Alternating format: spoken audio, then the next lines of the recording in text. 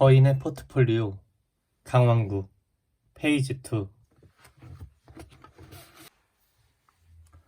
투자에서 가장 중요한 손실 최소화의 원칙과 변동성. 이제 우리는 투자가 인생에서 가장 중요한 기술 중 하나라는 점을 인지했고, 어릴 때부터 장기적으로 두 자릿수의 투자 수익률을 낼 수 있는 기술을 터득하면 노후가 상당히 윤택해질 수 있다는 사실도 알게 되었습니다. 구체적인 전략을 알아보기 전에 마지막으로 투자에서 가장 중요한 원칙을 짚고 넘어가겠습니다. 수익률에 관련된 것이 아니기 때문에 이 원칙이 시시해 보일 수도 있습니다. 하지만 이 책에서 가장 중요한 내용 중 하나이므로 꼭 정확히 알아야 합니다. 그 원칙은 바로 손실 최소화입니다. 그 원칙은 바로 손실 최소화입니다. 그 원칙은 바로 손실 최소화입니다. 손익 비대칭성의 원리. 보통 투자는 수익 극대화를 위해 시작하는 경우가 많습니다. 돈을 버는 게 투자의 궁극적인 목적이니까요. 그런데 손실 최소화가 가장 중요한 원칙이라뇨. 다음 질문에 답을 해보면 그 이유를 알 수 있습니다.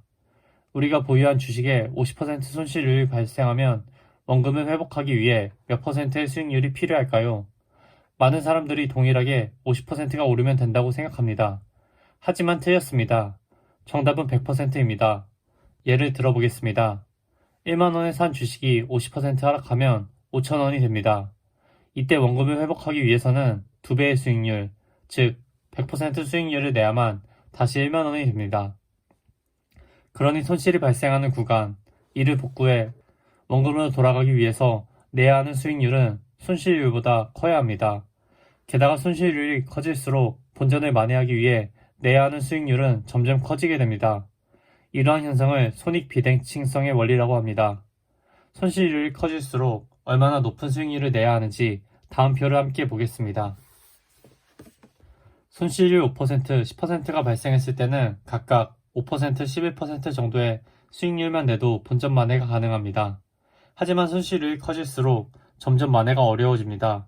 손실률이 33%만 되어도 50%의 수익률을 내야 본전을 만회할 수 있고, 손실률이 75%일 때는 300%의 수익률을, 손실률 90%일 때는 자그마치 100배가 넘는 900%의 수익률을 달성해야 원금을 되찾을 수 있습니다.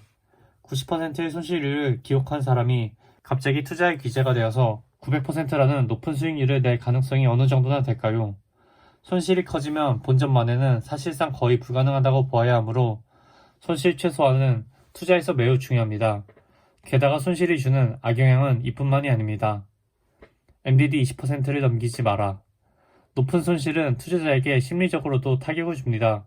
저도 하락장에서 9%의 손실이 발생해 전체 포트폴리오를 손절한 적이 있습니다. 거의 울먹이며 매도 버튼을 눌렀던 기억이 납니다. 저뿐만 아니라 많은 투자자들이 비슷할 것입니다. 손실이 20% 이상을 넘어서는데도 마음이 편할 사람은 찾기 힘듭니다. 손실이 이 수준을 넘기면 투자자들은 극심한 스트레스에 시달립니다. 워렌 버핏은 50%를 잃을 각오가 되어 있지 않으면 주식을 사지 마라 라는 명언을 남겼습니다. 하지만 버핏처럼 강철 같은 정신력을 지닌 투자자는 많지 않습니다. 앞서 우리는 두뇌의 편향에 대해 배우면서 이를 극복하지 못하고 투자자가 전략에 손을 대면 전략 자체를 망칠 가능성이 높다고 배웠습니다. 그런데 손실이 커지면 전략에 개입하고 싶은 유혹이 커집니다. 수익률이 차근차근 올라가면 굳이 전략에 손을 댈 이유가 없지만 일이 생각처럼 되지 않을 때는 본인의 능력으로 이를 어떻게든 해결해야 하는 것 아닌가 하는 불안한 마음이 생깁니다. 하지만 이는 오히려 손실을 늘릴 뿐입니다. 이처럼 손실이 커지면 사람이 제정신을 잃게 되는데 정신 바짝 차리고 해도 어려운 투자를 제정신이 아닐 때 하면 매우 위험합니다. 제 지인은 제가 추천한 투자 전략에 따라서 2018년 초 비트코인에 상당한 금액을 투자했는데 며칠 만에 투자 자산의 5%가 날아갔습니다. 기존 전략대로 하면 상승장이 끝나서 매도를 할 타이밍이었지만 지인은 전략을 무시하고 본전을 만회하기 위해 버텼습니다. 당시 그는 저와 대화를 하면서도 5분에 한 번씩 시세를 살피는 전형적인 코인 좀비의 패턴을 보였습니다. 아마 그날 일이 손에 잘 잡혔을 것 같지는 않습니다. 그래도 다행히 운이 좋아서 며칠 만에 코인이 상승하고 지인은 본전을 복구한 즉시 매도를 하면서 고통에서 해방되었습니다. 이처럼 손실이 커지면 투자자는 이성적인 사고를 하기 어려워지게 됩니다. 이성을 잃은 투자자는 본전 만회 심리 때문에 개 잡주에 투자하거나 전략 없이 코인이나 선물 옵션에 덤벼들기도 합니다. 심지어 해외 선물에 손을 대서 그나마 있는 돈도 다 날리고 빚까지 끌어들여서 패가망신하는 사례도 저는 많이 봤습니다. 손실이 높을 경우 벌어지는 최악의 상황. 손실은 누구에게나 발생합니다. 투자책을 집필하고 있는 저도 세계적인 투자 대가들도 손실을 봅니다. 이 책에 나오는 전략 중 손실폭이 가장 낮은 전략을 사용한다고 해도 손해를 보는 때가 있을 것입니다. 다만 단기 수익이나 손실과 상관없이 선택한 투자 전략을 여러 해에 걸쳐 계속해서 실행하면 장기적으로는 돈을 벌 수 있습니다. 투자 전략이 가리키는 방향대로 따라가다 보면 손실이 나는 자산을 팔게 되거나 손실이 나는 포트폴리오 전체를 교체하게 되는 경우도 생깁니다. 그런데 이러한 손실이 앞서 말한 MDD 20%를 넘어서게 되면 투자자는 본전 생각에 매도를 할 수 없게 되고 결국 전략대로 행동하지 못하게 됩니다. 이렇게 비자발적 장기 투자가 시작되면 이후에 벌어질 일은 둘 중 하나입니다. 먼저 많은 시간이 흘러 본전을 회복하게 되는 경우입니다. 이 경우에는 대부분 본전을 회복했다는 사실이 너무 기뻐 빠르게 자산을 팔고 시장을 빠져나옵니다. 자산이 더 오르리라고는 상상도 하지 못합니다. 추락했던 자산의 가격이 다시 올랐다는 것은 대부분 특정 이유가 있는 것이기 때문에 그 자산이 앞으로도 계속 오를 가능성도 높습니다. 하지만 수년간 마음고생하면서 투자하다가 본전 회복 후에도 그 자산을 계속 보유하면서 그 후에 오는 수익까지 얻는 투자자는 거의 본 적이 없습니다. 이후 그 투자 대상이 너무 싫어서 아예 거들떠 보지도 않게 되거나 나는 투자에는 재능이 없는 것 같아 라고 생각하며 아예 투자 자체를 그만두게 되는 경우가 자주 발생합니다.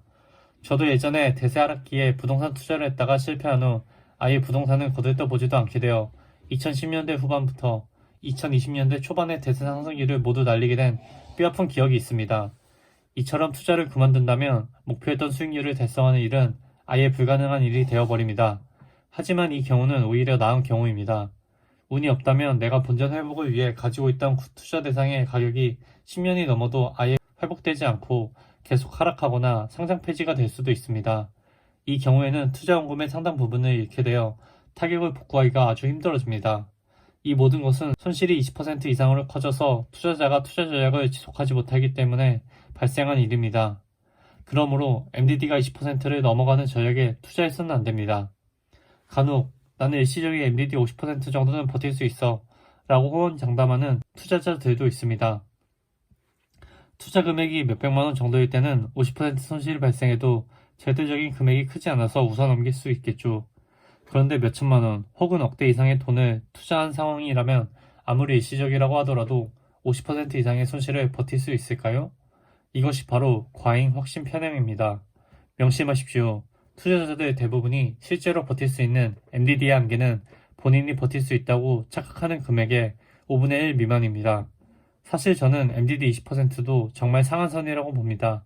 이 정도를 버틸 수 있는 사람도 드물고 실제 투자자 대부분은 10% 손실만 나도 경기를 일으킵니다. 변동성이 낮아야 손실 최소화가 가능하다. 위에서 손실을 최소화하는 것이 투자의 핵심 원칙임을 살펴보았는데 이번 장에서는 손실의 최소화는 변동성의 축소와 밀접한 관계가 있음을 살펴볼 것입니다. 이 변동성이라는 놈은 또 복리와 밀접한 연관이 있죠. 퀴즈를 한번 내보겠습니다. 어떤 주식이 이번 달 50% 상승하고 다음 달 50% 하락했다면 총 수익은 얼마일까요? 혹시 이번 달에 50%를 벌고 다음 달에 50% 깨지면 총 수익은 0이겠네 라고 생각했다면 아쉽게도 틀렸습니다. 정답은 마이너스 25%입니다. 당황스러운 결과죠. 하지만 계산해 보겠습니다. 1만원짜리 주식을 사서 이번 달 50% 수익을 내면 주가는 1만 5천원으로 상승합니다. 그리고 다음 달 50%를 잃으면 그 주식이 7,500원으로 하락하기 때문에 총 25% 손실이 발생합니다. 어떤 주식이 이번 달에는 50% 상승하고 다음 달 50% 상승했다면 총 수익은 얼마일까요? 50% 수익에 또 50% 수익이 발생하면 총 수익은 100%겠지? 라고 생각한다면 이번에도 틀렸습니다. 정답은 125%입니다. 1만원이었던 주식이 50% 상승해 1만 5천원이 되고 거기서 또 50% 상승하면 22,500원이 되기 때문입니다. 어떤 주식이 이번 달 50% 하락하고 다음 달 또 50% 하락했다면 총 수익은 얼마일까요? 이번에는 맞을 거야. 50% 깨지고 또 50% 깨지면 100% 손실이라고 생각했다면 이번에도 틀렸습니다. 정답은 마이너스 75%입니다. 1만원이었던 주식이 한 달 후에는 5천원이 되고 거기서 또 50% 하락하면 2,500원이 되겠죠. 투자하는 방법을 배우려고 이 책을 샀는데 계속 투자 전략을 안 내놓고 중학교 수준의 수학 문제로 귀찮게 하면서 왜 자꾸만 이 내용이 중요하다고 강조하는 걸까요? 제가 전하고자 하는 메시지는 투자 자산의 가격은 복리로 움직이기 때문에 가격의 움직임을 산술적인 합으로 계산하는 오류를 범하면 안 된다는 것입니다. 이러한 주가의 복리 속성 때문에 발생하는 특징은 아래와 같습니다. 가격이 지속해서 상승하면 최종 수익은 단순한 상승률의 합계보다 훨씬 더 높아집니다. 가격이 지속해서 하락하면 최종 수익은 단순한 하락의 합보다는 손실률이 적습니다. 그런데 가격이 오르락 내리락 하면 최종 수익은 단순한 상승 하락률의 합계보다 낮습니다. 여기서 무서운 점은 자산이 계속 오르거나 계속 하락하는 경우는 매우 드물다는 것입니다. 당연히 가격은 매일 올라갔다 내려갔다를 반복하는데 복리 효과 때문에 자산이 오르락 내리락 하면 최종 수익은 결국 감소하게 됩니다. 그래서 어떻게 하라는 건지 아직 갸우뚱할 것입니다. 일단 여기서는 Q1의 사례, 즉 가격이 오르락 내리락 하는 경우가 가장 보편적이고 이 경우 복리 수익은 상승 하락률의 합계보다 낮아진다는 사실만 기억하면 됩니다. 자, 이번에는 복리에서 변동성으로 넘어가 봅시다. 다른 퀴즈를 또 내겠습니다. 4명의 투자자가 있습니다. 이 4명의 수익률을 비교하면 가장 돈을 많이 번 사람과 가장 많이 잃은 사람은 누구일까요? 철수가 보유한 주식은 10% 상승했다가 10% 하락했습니다. 영희가 보유한 주식은 20% 상승했다가 20% 하락했습니다. 개똥이가 보유한 주식은 50% 상승했다가 50% 하락했습니다. 소똥이가 보유한 주식은 150% 상승했다가 75% 하락했습니다. 아하, 소똥이가 150% 벌고 75% 날렸으니 가장 많이 벌었을 것이고 가장 많이 잃은 사람은 철수, 영희, 개똥이 다 본전 아니야? 라고 생각할 수 있지만 아닙니다. 가장 많이 번 사람은 철수, 가장 많이 잃은 사람은 소똥이. 철수는 1.1 곱하기 0.9, 0.99, 1% 손실. 영희 1.2 곱하기 0.8, 0.96, 4% 손실. 개똥이 1.5 곱하기 0.5, 0.75, 25% 손실. 소똥이 2.5 곱하기 0.25, 0.625, 37.5% 손실. 4명 다 돈을 잃었는데 놀랍게도 그나마 변동성이 가장 적었던 철수의 손실이 가장 적었고 당연히 돈을 벌었을 줄 알았던 소똥이의 손실이 가장 컸습니다. Q4의 포인트는 하나입니다. 가격이 오르락 내리락 하는 경우 변동성이 높을수록 손실이 커진다는 것입니다. 심지어 소똥이처럼 한때 크게 벌어도 변동성을 제어하지 못하면 최종 투자 결과가 매우 나빠집니다. 이제 감이 오죠? 다시 한번 강조합니다. 투자에서 성공하기 위한 가장 중요한 3가지 원칙은 다음과 같습니다. 1. 손실을 최소화하는 것입니다. 손실이 커지면 본전 만회가 불가능합니다. 2. 손실을 최소화하기 위해서는 변동성을 낮춰야 합니다. 화끈하게 먹고 화끈하게 깨지는 것이 스릴은 있으나 조금 먹고 조금 깨지는 투자가 장기적으로 수익률이 훨씬 더 높습니다. 3. 원칙 1. 원칙 1을 잊어버리면 안 됩니다. 그런데 안타깝게도 투자자 대부분은 어떻게 투자를 할까요? 손실을 최소화하라는 개념은 생각조차 하지 않고 오로지 수익만 생각합니다. 한국예탁결제원에 따르면 2020년 말 기준으로 한국에는 주식 투자자 919만 명이 존재하는데 10종목 이상 보유한 투자자가 12.8%밖에 안 된다고 합니다.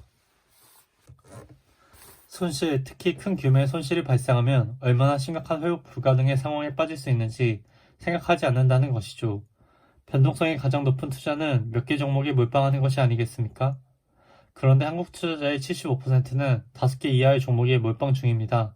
손실을 최소화하기 위해 변동성을 낮추려는 노력은 하지 않으니 대부분 투자자들의 수익이 매우 낮거나 손실을 보는 것이죠. MDD 20% 이하, 높은 한 자릿수 이상의 수익률을 달성하는 투자 전략은 자, 여기서 문제가 발생합니다. 사실 손실을 최소화하고 변동성을 낮추는 방법은 매우 간단합니다. 그냥 은행에 예금하는 것입니다. 은행과 예금보험공사가 동시에 망하지 않는 이상 은행은 착실하게 우리에게 약속한 이자를 지급합니다. 예금은 손실 위험도 없고 변동성도 제로입니다. 문제는 경제적 자유에 필요한 금액을 계산할 때 확인한 것처럼 최소한 높은 한 자릿수 정도의 연복리 수익률을 지속해서 내야만 행복한 노후를 보낼 수 있다는 점입니다. 아쉽게도 그 정도 수준의 수익을 보장해주는 예금은 없습니다. 따라서 이 책의 목적을 한 줄로 요약하자면 다음과 같습니다. MDD 20% 이하로 유지하면서 높은 한 자릿수 이상의 연복리 수익률을 달성할 수 있는 구체적인 투자 전략을 제시한다.